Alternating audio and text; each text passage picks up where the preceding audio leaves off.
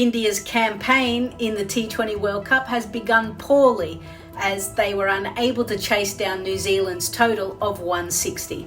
Let's deep dive into the reasons why they didn't come away with a win, and also some positives that they can take out of the match.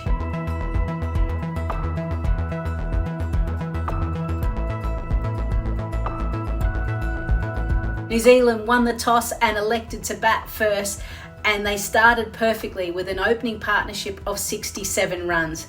Then the experience of Sophie Devine playing in her 9th T20 World Cup came to the fore. There has been question marks about where she should bat, but an unbeaten 57 off 36 deliveries gave New Zealand a wonderful total, probably just above par, of 160 for 4. In reply, India lost 3 wickets in the power play, and it was their top 3 batters, Shafali Verma, Smriti Mandhana and Harmanpreet Kaur. From there, the run rate increased, and Rosemary Mair was the pick of the bowlers, picking up 4 for 19 off her 4 overs. Remember, New Zealand came into this T20 World Cup having lost their last 10 T20 internationals, and no doubt this has given them a wonderful boost and a belief that they can compete on the world stage.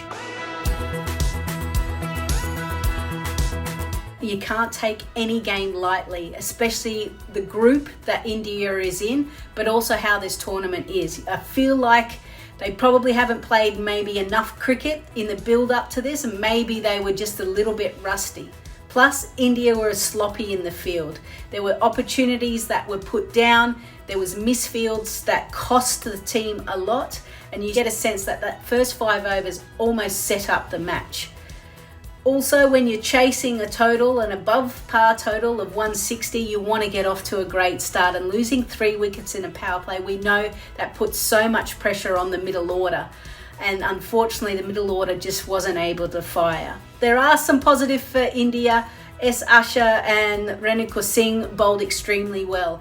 I thought Asher was able to really turn the ball. Renuka Singh was able to bowl in different phases and was able to kind of create some kind of pressure. Unfortunately for India, they weren't bowling in partnerships.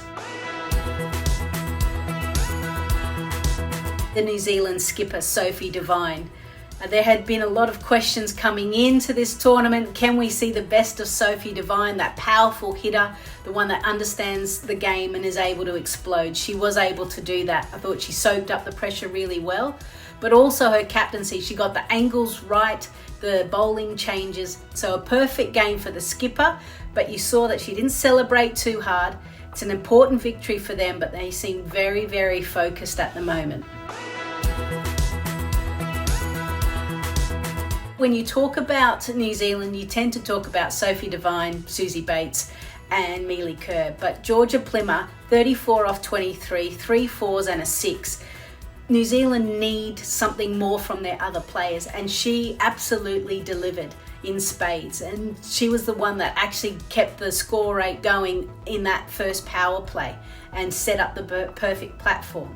And also we've got to make mention of Rosemary Mair picking up 4 for 19 off her 4 overs. Wonderful performance by her. I'm going to pick a moment that I think set New Zealand up, but potentially lost the game for India. And that was the 3rd over. Dipti Sharma had already gone for a lot in the over. It was the last ball. Georgia Plimmer hit it down to long on. Smriti Mandhana came charging in. It just went over her head and just hit the rope on the full, went for 6.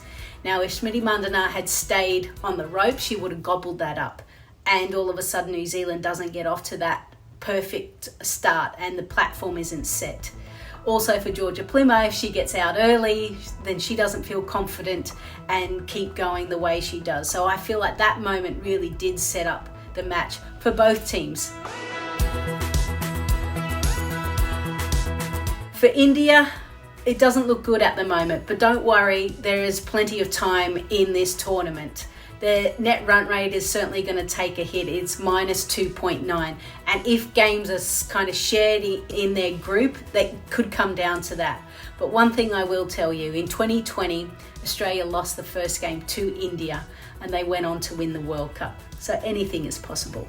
And finally, For India, their next big clash is against Pakistan. They have a chance to turn it around really quickly. These games in a T20 tournament come thick and fast, so you can't spend too much time deliberating on what happened. You need to focus on the next match, and maybe that's the perfect thing for India to kickstart their campaign in the right way.